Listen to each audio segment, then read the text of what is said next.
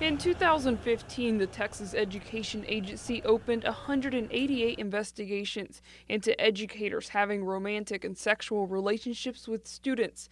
But in 2016, those numbers grew to 222 cases. So, I mean, it needs to stop. It needs to stop. In an attempt to stop the growing epidemic, the Texas House approved Senate Bill 7, authored by Senator Paul Bettencourt.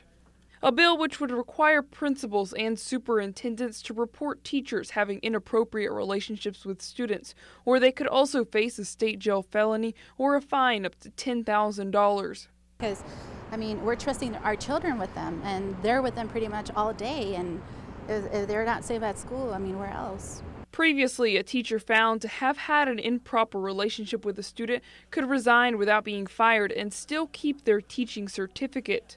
Was calling it pass the trash law, and that they don't just pass the buck on to someone else and let them deal with it, because if they do it in one place, they're going to do it in another area.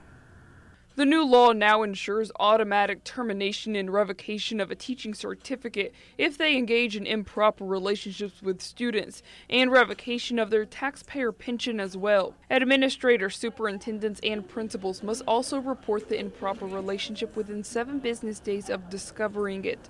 But some community members believe the bill isn't enough to stop the growing numbers. Or there should be a bigger concern that there's an underlying problem that we're not addressing. A decline in morale also has a big effect on all the community. I think that the people that do these type of things would be it's more of a moral question, I guess. So I think maybe talking to them about the morality, maybe where they get the morality from. The bill also requires school districts to adopt a written policy to prevent improper electronic communications between school employees and a student. In Hidalgo County, Priscilla Estrada, CBS 4 News and ValleyCentral.com.